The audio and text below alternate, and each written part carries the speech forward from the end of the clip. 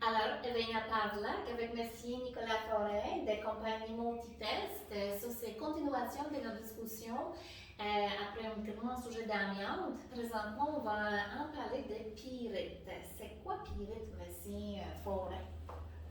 Pyrite, un autre minéral. Donc, on avait l'amiante qui est un minéral tantôt. La pyrite, en fait, c'est un sulfure de fer. Donc, c'est un minéral qui existe depuis toujours et qui est présent dans pratiquement tous les types de roches. Le problème avec la pyrite, du moins celle qui nous préoccupe, parce qu'il y a plusieurs sortes de pyrite, celle qui nous préoccupe, c'est qu'elle peut s'oxyder. Donc, au contact de l'air et de l'eau, elle peut gonfler jusqu'à plusieurs fois, on peut dire 100 fois son volume, mais peu importe, elle peut gonfler de façon importante. Quand elle oxyde comme ça, elle devient une poudre blanche qu'on appelle le gypse. Mais avant qu'elle gonfle, elle est microscopique, on ne la voit pas. Mais quand elle est rendue qu'on la voit en petite poudre, elle a gonflé vraiment beaucoup de fois, elle a pris du volume. Le problème, c'est que quand elle fait ça, elle peut faire éclater les roches de moins bonne qualité qui sont en dessous d'une maison, elle peut les faire éclater à cause de ce gonflement. Et c'est ça qui peut endommager le plancher de béton et parfois les murs de fondation également. Je voulais ajouter une petite anecdote quand je lisais au sujet de pyrite qu'il appelait ça anciennement fool's gold parce qu'il ressemble aussi du côté visuel gold, donc or, n'est-ce pas? En fait, c'est vraiment intéressant ce que vous dites parce que j'ai ce point-là dans la formation que je donne, j'en parle. C'est-à-dire que j'ai dit qu'il y a plusieurs sortes de pyrite. Il y a une pyrite qui est cubique, c'est celle dont vous parlez. En fait, c'est une pyrite qui a l'air, quand on voit les roches, ça a l'air d'un petit cube en or dans la roche. C'est pas la pyrite qui nous préoccupe. Celle-là, c'est celle que Jacques Cartier a ramenée au roi de France quand il avait découvert l'Amérique du Nord. Il a ramené ça au roi de France en disant « j'ai trouvé de l'or » et c'est ça qu'on a appelé l'or des fous, effectivement. Mais la pyrite qui nous occupe, c'est une pyrite qu'on appelle rhomboïdale. Rhomboïdale, on reconnaît le mot framboise un peu là-dedans. C'est une pyrite qui n'est pas cubique, celle-là, elle est multifacette. Et donc, elle est sensible à ces éléments que sont l'eau et l'air. C'est celle-là qu'on utilise sur les constructions. C'est celle qu'on retrouve dans le remblai, oui, exactement. Est-ce que pouvez-vous nous expliquer ou dire quelle année c'était vraiment l'année populaire pour utiliser cette matériau pour bâtir la propriété? En fait, on ne donne pas d'année aux clients parce que la pyrite ayant toujours existé, on peut en trouver même dans des vieilles propriétés. Quand on parle de 1800 plus la propriété est vieille, plus nos conclusions risquent d'être libérales à cause du nombre d'années qui ont passé. Parce qu'il y a une certitude, dans le temps, la pyrite qui est dans la pierre concassée, dans le remblai, ça va s'amenuiser avec le temps. Le jour 1, quand la pierre concassée elle est mise entre les murs de fondation, dans pratiquement tous les types de roches, il y a 1% de pyrite environ. Mais avec le temps, ça va tendre à diminuer. À quelle vitesse, on ne le sait pas. Ça dépend de son exposition à l'eau et à l'oxygène, mais ça va tendre à diminuer avec le temps. Mais ne pouvons pas dire que, par exemple, si maison a 40 ans passés, c'est sûr que pyrite, ils ne bougeront pas. Non, exactement. On ne peut pas dire ça. Et ça, malheureusement, c'est quelque chose qu'on constate dans le marché immobilier. Il y a encore des gens qui disent « Ouais, ben, le rapport de multitest, exemple, il y a une IPPG de 30, mais ta propriété a 45 ans, c'est terminé. » Attention, il ne faut pas dire ça. Pourquoi? Parce que le facteur numéro 1 qui fait réagir la pyrite, c'est l'eau. Donc, une maison, même si elle a 45 ans, si elle a été très bien drainée, drain français, malgré que ça dure 30 ans, théoriquement, est encore en bon état. J'ai des pentes positives, des pentes autour de la maison qui éloignent l'eau de la maison. J'ai des gouttières avec des belles extensions. Ça veut dire que le remblai, la pierre concassée en dessous de cette maison, a été jamais exposée. Donc, ça se pourrait que si 3 ans après l'acquisition, le drain français il est colmaté, il bouche ou il brise, peu importe, et là, dans un coin de la maison qui est plus exposé à l'eau, on voit des dommages apparaître plus rapidement. Ça n'apparaît pas du jour au lendemain. Ça risque de prendre quelques mois, quelques années, mais on risque d'en voir apparaître alors qu'on s'est fait dire peut-être par quelqu'un qui n'avait pas eu une bonne formation en pyrite, quelqu'un qui nous a dit « Achète ça, inquiète-toi pas, ça ne bougera plus. » Il faut faire attention avec ça. Alors, c'est un mythe. Donc, même si la maison est 40 ans et plus, et c'est quand même une bombe, alors on ne sait jamais. Donc, on fait le test avec multitest, test de pyrite. Merci beaucoup.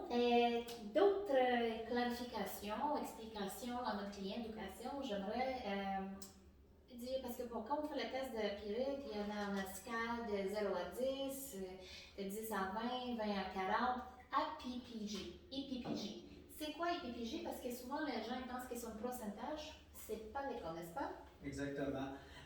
Malheureusement, en fait, il y a une échelle. Ça s'appelle IPPG, c'est pour indice pétrographique du potentiel de gonflement. Alors, c'est une échelle établie sur des chiffres qui vont de 0 à 100.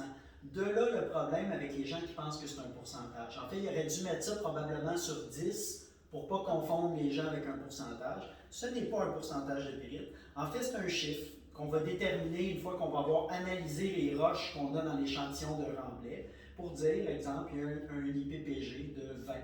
20, donc, ça vient nous dire sur une échelle de 0 à 100, le plus près de 0, le mieux. Oh, oui, ça, c'est donc, plus on est proche de 100, plus il y a des chances que ça gonfle. OK? Mais pour répondre à votre question, le seul chiffre intéressant à se rappeler pour un client, idéalement, on veut être entre 0 et 10. C'est ce qu'on appelle un potentiel de gonflement qui est négligeable. Après ça, de 11, monter jusqu'à 100, c'est une zone grise. Pourquoi c'est une zone grise? Parce que le deuxième facteur le plus important après l'IPPG, c'est l'épaisseur du remblai. Et plus un remblai, la couche de roche, autrement dit, qu'il y a sous la maison, plus elle est épaisse, plus il y a de chances qu'elle puisse pousser quand elle va gonfler. Je pense que vous avez les photos en arrière que nous pouvons montrer. Exactement. On va regarder ça tout de suite. Donc, on ne regarde pas nécessairement juste APPG, on regarde aussi le pourcentage de remplissage. Donc, vraiment, il faut qu'on lit le rapport au complet.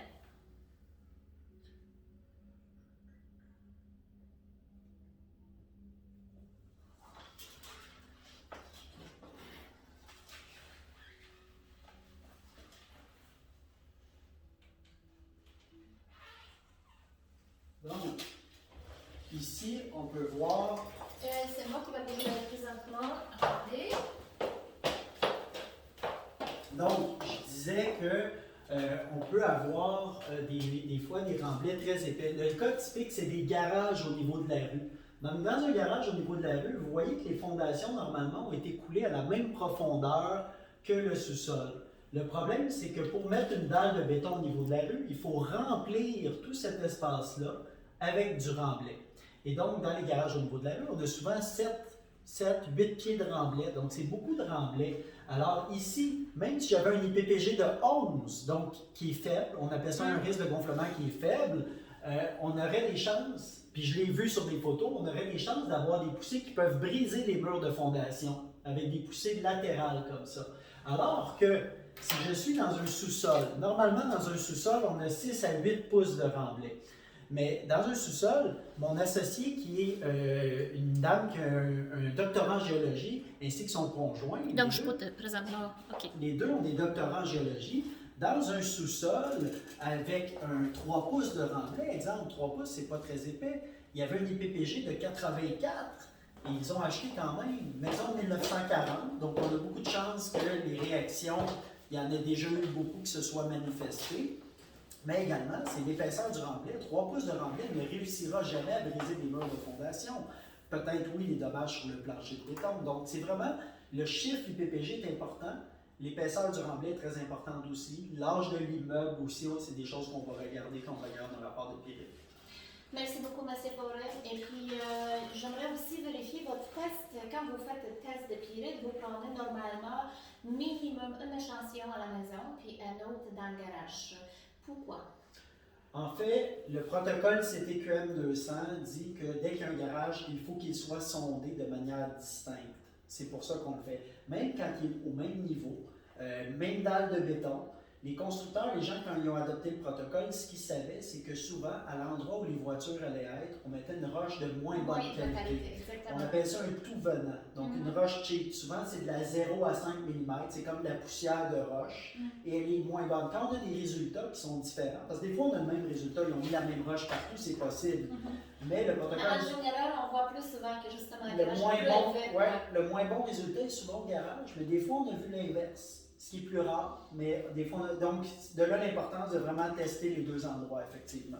Et ça, c'est dommage parce qu'on sait très bien que pour sortir, enlever le pyrite des garages, c'est quand même 3 ou 4 jours d'ouvrage, bon, on va faire chiffrons une semaine, ça coûte à peu près 8 à 10 000 $.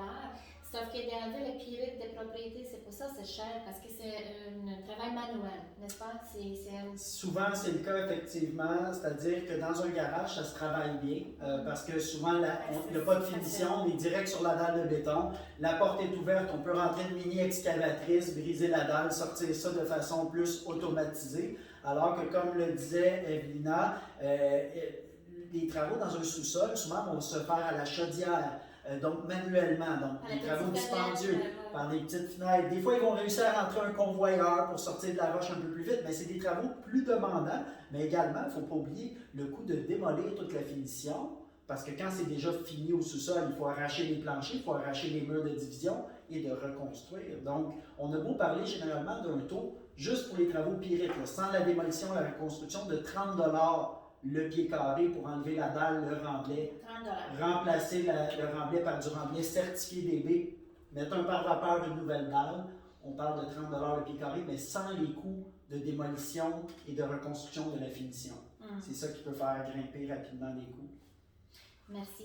Monsieur Forêt, un autre mythe que je voulais en parler, j'ai lu ça dernièrement, quelqu'un m'a dit « Ah, nous sommes en Châteauguay, on n'a pas besoin de test de pyrite. Pyrite, c'est un geste à brossard. » Je voulais parler des zones de risque. Est-ce que vous voulez nous dire, parce que bon, on va parler de Rive-Sud, West Island, Laval, Montréal, pouvez-vous nous expliquer zones de risque? Oui, il y a des mauvaises conceptions. Encore une fois, on s'entend tous pour dire que les problèmes de pyrite ont effectivement débuté. C'est la Rive-Sud qui a été touchée en premier. Donc, c'est là que les problèmes se sont manifestés, si on va en premier. Mais après 20 ans d'expérience, environ 60 000 tests de pyrite effectués, on sait maintenant que les zones à risque ne sont pas qu'à la Rive-Sud. Et la Rive-Sud, quand on dit que c'est une zone à risque, on parle de Châteauguay jusqu'à Varennes, du Saint-Laurent jusqu'au Richelieu. Tout ça, c'est une zone à risque. Donc, toutes les villes dans ce quadrilatère-là, si on veut, là, dans cette forme géométrique, sont visées. Après ça, on a l'est de Montréal. On parle de quoi? Rivière-des-Prairies, Pointe-aux-Trembles, Repentigny, Le Gardeur. Dans ces endroits-là, on va là très, très souvent. En fait, c'est régulier où on va faire des tests de pyrite et il y a souvent des problèmes. Et l'ouest de Montréal, l'autre zone à risque. Donc, l'ouest de Montréal, on parle de quoi? La Chine, Dorval, Pointe-Claire, Kirkland, DDO, Baie-d'Urfé. Donc, tout le West Island, c'est une zone à risque. D'ailleurs, il y a une ligne directrice de l'OACIQ qui existe. Si on rentre zone à risque pyrite, ça vient dire que les courtiers qui travaillent dans ces régions-là doivent aborder le problème de pyrite avec leurs clients. Donc, c'est vraiment, si on est dans une zone à risque et qu'il n'y a même pas de dommages apparents liés à la pyrite, je suggère fortement de faire un test. Si on est par contre à l'extérieur, mettons on est à Laval, qui n'est pas une zone à risque, mais qui n'a pas de dommages apparents liés à la pyrite, est-ce qu'un test de pyrite est recommandé? A priori, non. Mais je peux vous dire que les 91 villes du Grand Montréal ont tous des problèmes de pyrite. On va dans toutes les villes, il y en a, mais dans les zones à risque, c'est que proportionnellement parlant, il y en a beaucoup plus de problèmes dans ces régions-là. Merci. Donc, si on en parle de tests de pyrite, combien de temps ça prend pour justement prendre l'échantillon, pour voir les résultats et combien ça coûte? Un test de pyrite se fait relativement rapidement. Un prélèvement dure environ 45 minutes. 2 prélèvements, un cas typique, garage sous-sol, 1h15, 1h30 de travail sur place.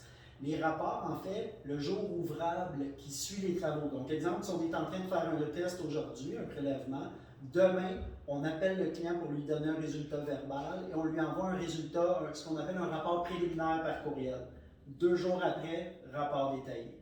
C'est assez rapide. Les prix, un prélèvement va tourner autour de 500 $, 2 prélèvements autour de 650 $. On est dans ces eaux-là.